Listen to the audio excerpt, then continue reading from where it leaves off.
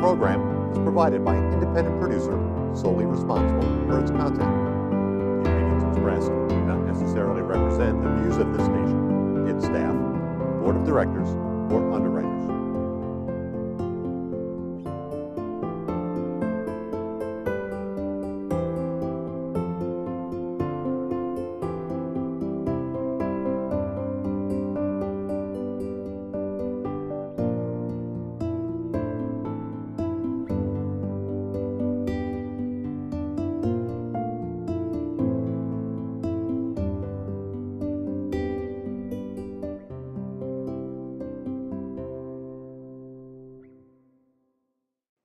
Hello, welcome to another edition of our program, CHW in Action, with your host, Rafael Calderon.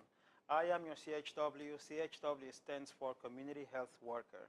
And in action, because I'm always in action to bring you, the community of Nashua, health information as to how to live a healthy lifestyle. And today I have two very cool guests, Tom and DRock, and they are part of Nashua Hat. It's a very interesting program that we want to talk about. And the topic is going to be about health from sort of like a holistic approach. See, when people think of health and healthy lifestyles, most people think of going to a doctor, something like that.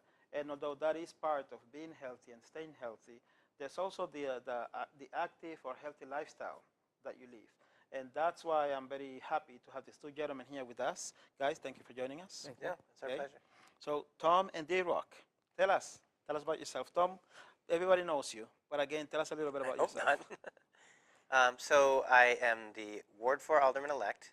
I'm Vice President of Positive Street Art. I am also the founder of NASHUA Hat, which is Honduras Outreach Team. Excellent. DRock? I'm a dance instructor for Positive Street Art, PSA Thrive, PSA Hype. We have two programs, one for adults and one for youth. We've been engaging the community as much as we can and bringing more people. So very nice. And you guys do a good job. I saw you at the Mad Nashua event. And from that day on, I know that I wanted to get involved with you guys, but I'm too old now. I can't dance. My time is If you fast. felt inspired, that's what our purpose is. Yeah. Well, our mission is to inspire passion for urban arts. I was indeed inspired. I can tell you that. Okay. So now, Tom, we were talking last week at your office at 174 Main Street, and we were talking about health from a community point of view. Can we continue that conversation? Sure.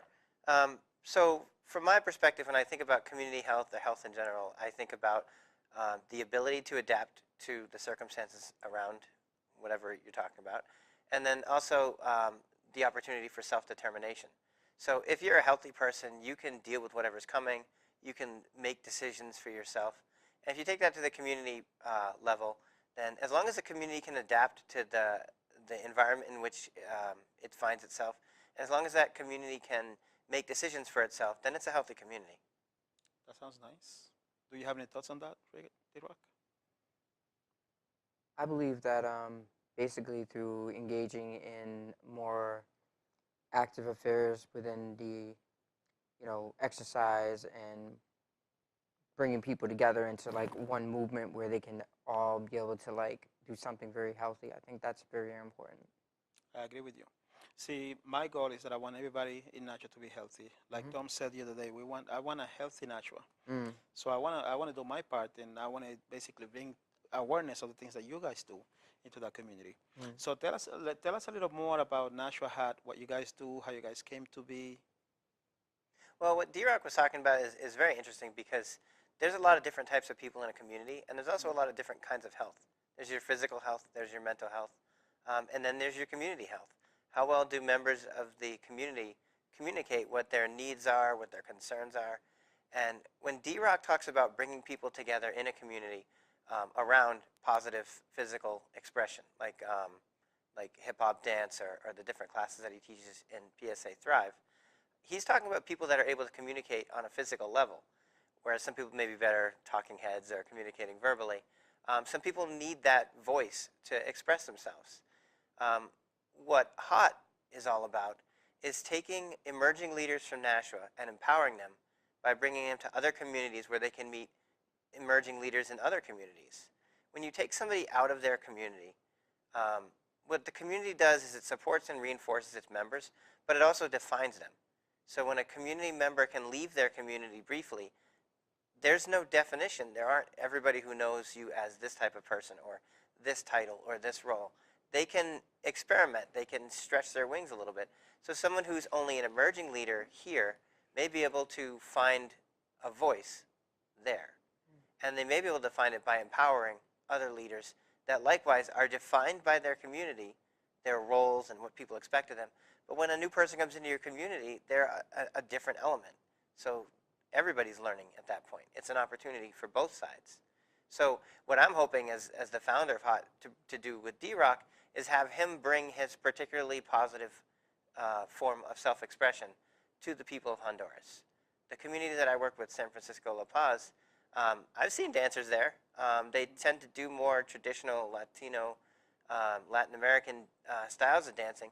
I would love to see what they do with hip-hop as a more physical dance style, as representative of modern global culture. It's something they get a chance to see, but nobody there really knows how to do. They could imitate it, but Honduras, especially the areas that we're going to, is a pretty poor country.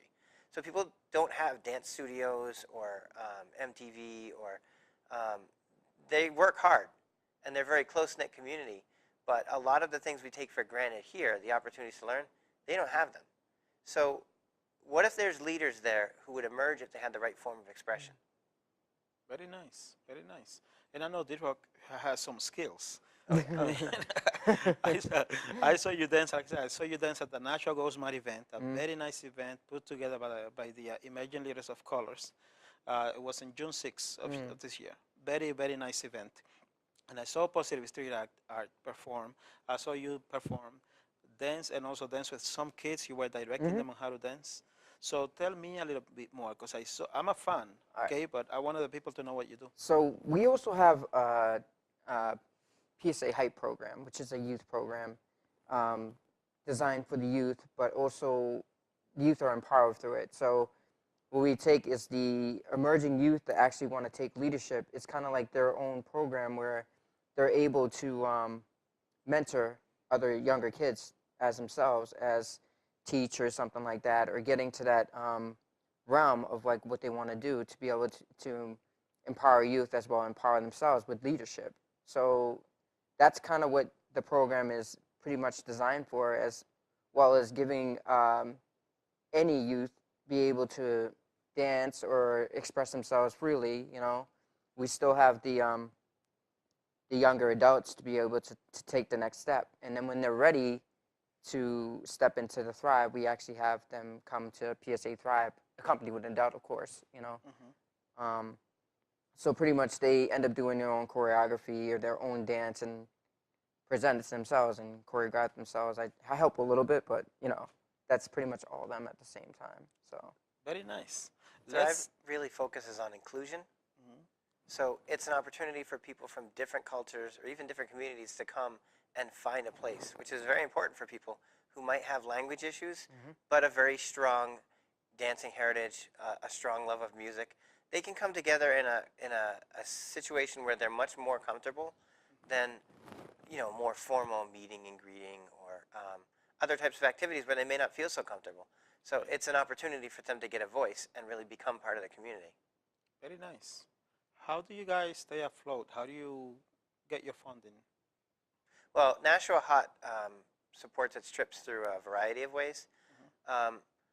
We do like pop-up art shows, open mic, like a whole like a fundraising event. We have one coming up on January 20th. We include different businesses, different leaders, but we also build it based on individuals in the community who want to help out. So we could hire a performer, and we would bring that performer's base. But at the core of its mission, the Honduras Outreach Team, the NASHUA HOT is meant to engage local leaders, people in Nashua. So having somebody express themselves through spoken word or perform, you know, their guitar act or vocals, finding their own voice, not only does it accomplish our mission, but it also brings like-minded people together around our organization's goals. We've done some partnerships with different restaurants. Last year at Agave Azul, we had solidarity experience where people could basically pay $10 as a donation to NASHUA Hot. And then with that $10, they would get a chance to reach into a hat and pull out a card. And whatever was on that card was their socioeconomic class. So 7 out of 10 of them were going to pull out poor. Okay. And so they would get basically chips and salsa. And they would be represented by the underclass, which is generous because in the grand scheme of things, as far as global poverty, the underclass doesn't really eat anything meaningful. They don't consume anything near approaching even the next level up. Then they would have a 1 in 3 chance of pulling out a lower class, not underclass, but lower class. This is a poor person, as we understand it in the United States. The poor people we have here in the United States still have access to considerably more resources than a poor person overseas. So they would get a basic meal as well. And then the middle class would get a meal and an entree. And then if you're lucky enough to pull the rich person card, then you get a full meal donated to you. But the idea was to get across the point that you don't get a choice of where you're born. You're just born. So if you happen to be born in Africa or you happen to be born in Honduras, you automatically lost a gamble and were born into a community with less resources than somebody who happened to be born in the United States. So a lot of our fundraising initiatives are based around community engagement and community interaction and drawing like-minded people. We have a GoFundMe campaign, which GoFundMe is a site that really emphasizes crowdsourcing and people from all around the world looking at a different cause and saying, you know what, I believe in that. We have a pretty dynamic program, so we try to focus it all through our Facebook page, NASHUA Hot, because it's also driven by the project we're working on. If we happen to be doing a lot of farming, we may do farming-themed fundraising. If we're doing a lot of art, we'll do pop-up art shows. For example, DRock, if people sponsor him over a certain amount, he'll provide a free dance performance. So it's tailored to the person who's going so that it reflects their personal leadership style. Very nice. So then this GoFundMe has to do with DRock going to Honduras. Yep, it's particularly to sponsor him. All right. How excited are you? I'm really excited. I think it's going to be very cool. You guys do such cool things. Okay. So now you mentioned this event on January 20th.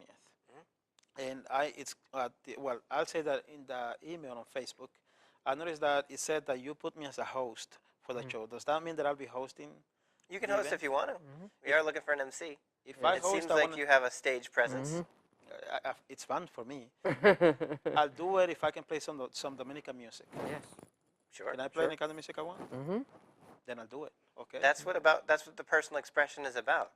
Sometimes when you come to a new place or you go into a new environment, you need somebody to give you permission to be yourself.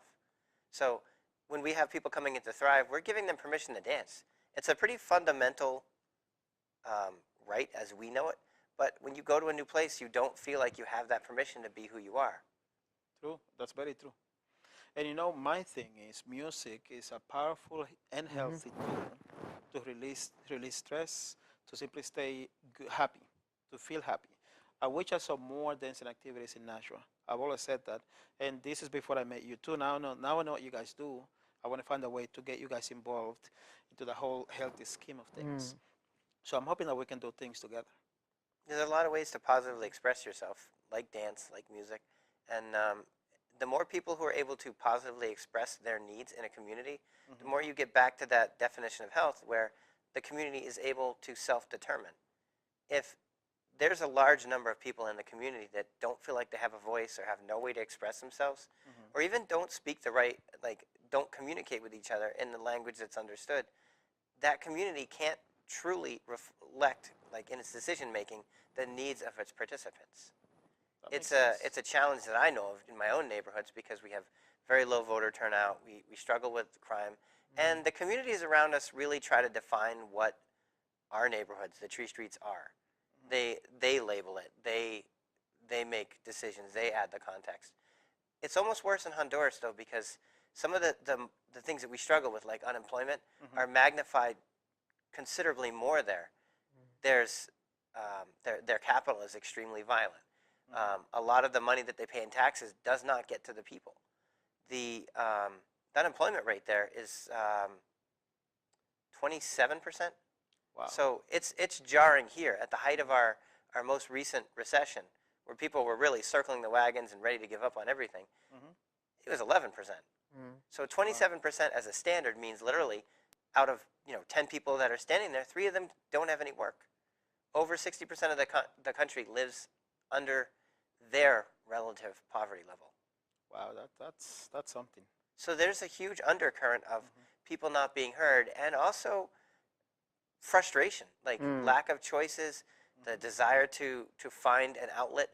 And one of the purposes of us working there is to give people that positive, constructive outlet rather than a destructive one, rather than a negative, I give up on working with anybody, I'm just going to go after what's good for me and that's it.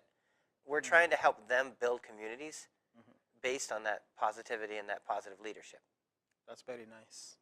And another I appreciate it because when I was doing research with a little video that we did a couple of days ago to promote that the art class that you guys have in Honduras. What's the name of that class? Arte Positivo. Arte Positivo. Okay. And I saw your picture with some of the guys, the people from Honduras. Very cool. And they look very alive, very engaged. So, I mean, you guys are doing a good thing. They're a very, very genuine community. Everybody there is honest. They're welcoming. They don't have anything, but they'll share it with you in an instant. And you can hear that said, but you don't understand it until you point at the wrong thing, and suddenly somebody's like trying to give you their one coconut, and you're like, I was just surprised you had a coconut there. Like, I didn't want to eat it. Like, it's humbling to be there and have people who are willing to give you literally anything, just because they recognize you as a fellow human being. The Arte Positivo, actually, when I went there, I was focusing on building community gardens that year, subsistence farming, helping educate people as to good farming practices. There's a program there called Project Eden that was started by a priest who lives here in Nashua, actually, Father Dan St. Lawrence, and he is he's retired, but he was a pastor over at St. Louis Parish, and so I went participating with the Project Eden. And while I was there, I said, you know what, I'm pretty involved in the art scene in Nashua. I'm going to try to bring a little bit of mural painting. So I brought the supplies over. We negotiated with their city council to get permission to paint on a building, because they really don't have that much in the way of public art. All of the public art that I've seen so far is advertising, or it's behind the walls and in a mansion. Like, the regular people don't see it. Okay. So it's not like you can see something on your 3-mile walk to the market every day or whatever, and feel a little bit uplifted or see something creative. They just didn't have it. So I thought maybe I could just try putting one up there and see what the response was. And one of the challenges I ran into was my own lack of fluency in Spanish. Is I had difficulty communicating even basic colors, and I hadn't realized how many artistic concepts can be complicated that you kind of need to explain. So it was a challenge when I was working there. And the whole time that I was there, we ran into setbacks. There was one point where like a monsoon washed half the mural off. So I was like upset because it wasn't exactly the way that I wanted it. But we made do. We made a beautiful piece. I went home thinking like, all right, well, I pulled that off. We got that project done. I'm just relieved that they weren't offended by things not going exactly according to plan or my inability to communicate it. And I got off the plane, and I got tagged in a Facebook post. So I turned my Facebook on, and they had created a program called Arte Positivo. I told them briefly about positive street art and the murals that we do. They looked it up, and they were so inspired. They wanted to organize and come together. They wanted a way that the artists who had come together to work on my project could continue to work together. And they did. They continued to work on their own projects. They used the last of the supplies that we brought, stretched it a lot further than I thought it would, because to be honest, I brought enough for maybe one mural, and I was kind of being frugal because of the weight allowances on an airplane. And they managed to get 2 more murals done out of it that I went and checked over on my last trip, and they're still in great condition. They just used every ounce of paint. They cleaned every brush. They took great care of the stuff that we left, and then they took ownership of it. So it really just goes to show you just need to light the spark. There's people with the drive, the passion, the creativity, and the problem solving. They just need to be inspired. Very nice. I'd like to use those pictures and put them onto this program From But the Artist Pen Pal program? yes, but I would need permission from them. Can you help me with that? They already gave permission to NASHUA Hot Okay. to promote in any way. So I don't think that would be a difficulty. What that program was the first year of Arte Positivo, we focused on Lewis as the chief artist and public art. But the second year, we focused on Carolina, who was interested in art education. Their public school didn't have any art classes. Again, this is where they can see it being done, but nobody really knows how to do it. So we used our leftover fundraiser money to provide supplies for Carolina and then pay her as an artist. Again, we helped that unemployment situation out a little bit. She was the first and only art teacher in that school, which is the public school for the whole surrounding region. Wow. Kids go through school in the U.S. and art class is a given. It's not a given in Honduras. So we had her be the art teacher, but we also knew we couldn't just throw her in without really giving her any kind of guidance. So we partnered her with an art class here in the United States, and Sarah was in the video that you shot. She was the art teacher who mentored Carolina. They exchanged ideas over Facebook. Sarah brushed up on her Spanish a lot in order to communicate with her. And the kids got to see both classes working on similar projects and how they translated very differently across, continents. Very nice. DRock, let's bring you into this. What inspires you to want to go there? I mean, I'm just listening to Tom. I want to go there, but you. I want after actually he had a hot event actually recently at the Thirsty Turtle, and what I found is they actually created like the same movement that we're doing here, and we actually had a telecast going on, and I was really inspired to be like, wow, what if we brought like a dance part of it into it, even though they probably have dance there at the same time, to be able to like put a program together, and then they would have that at the same time. So each time that they would have a telecast or something like that, we would see something grow at the same time, because what they're doing over there is like really, really amazing, and like to give them something else to be able to inspire them and just see what they do with it, I'm like excited to do that, and excited to learn more too, because I mean, like when you take yourself out of somewhere that you're used to doing at the same time, and you go out somewhere and you learn so much different things, you meet other people, you talk to them, you engage in conversation, you engage in different ideas, like, oh, I never thought of that, or try to communicate in general, like any way that you've never done before, of meeting somebody that you've never known, and try to actually communicate through dance itself, I mean, that in itself is like nothing really people can like explain, or even like come into words with, to be able to show or do something and be able to get an exchange, it's worth it for me, Yeah, I can't wait. you sort of create art. There's a NASHUA native who, I want to say 2 years ago now, took a 1-year vow of silence and then walked across the country on foot without being able to communicate to anybody verbally. Wow. He did limited note writing, but he only had small pieces of paper. And the purpose was for him to take his own voice out of the equation and start looking at things visually. So he brought a camera, an old camera, like not a digital camera, but like a film development camera. He would take pictures of it with what he saw and then send the films and the negatives back to his father. And his father started a group too, where they were just following his movements. They were looking at credit card transactions. They were looking at where things were being mailed from. After a while, people started to recognize him and say, I saw you on Facebook. And people that he met would connect through the Facebook. And all the time, he's not saying a word. He's not speaking.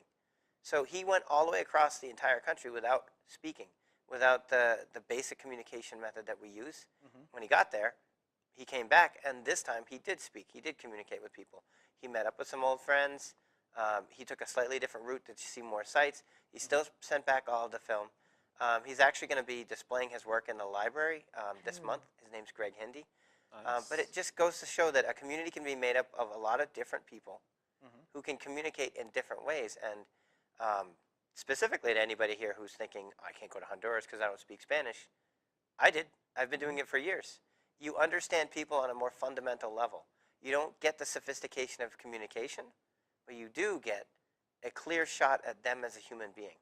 Because when you take away all the context of language, all the slangs, all the jokes, even all the puns, which are my favorite, you really get to connect with the basic humanity in everybody.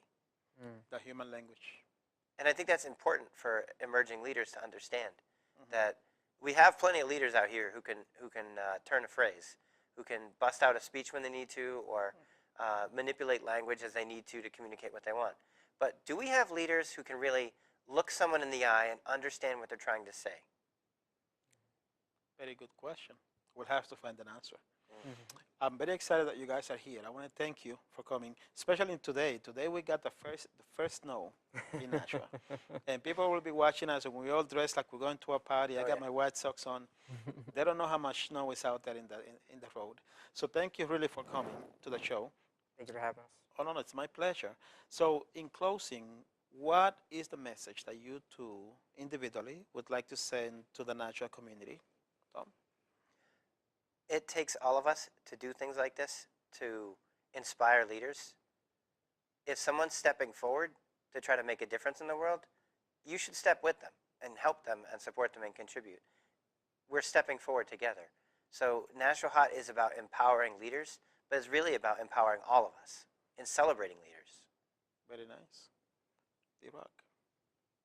It's kind of on the same note. I believe like through one person's journey, it's many people's journeys. So basically, I might be going solely, but I'm taking everybody with me. Because what I learned from over there, I'm going to bring back here at the same time, as well as what I have here, I'm going to bring to Honduras over there. So it's going to be pretty much an even exchange. So I look at not me that's going, it's representing all the people here and the effects they've had and all the experiences I've had with them and bringing it over there, as well as doing the same thing when I come back to bring it here. So, very nice, very nice. And my message to Nashua is basically it's a message of thanks. Thanks for giving me the opportunity to be able to come to you, the community, and share not only my opinions of a healthy lifestyle, but also share cool leaders like these two guys. If we all come together, we can all achieve more. We all want a healthy Nashua. And if we come together, like Tom says, then we can do more. So let us continue to come together. Thank you for watching this show. I appreciate it. I welcome your opinions. Feel free to contact me if you have any questions. My contact information will be given at the end of the show. And that reminds me, guys, before we go, if someone wants to contact you to Nashua Hat, how do they reach you? You can check us out on Facebook, just under Nashua Honduras Outreach Team. We're on Positive Street Art's website, www.positivestreetart.org. And you can also just email us at nashuahot@gmail.com. Thank you, and thank you. Have a good night.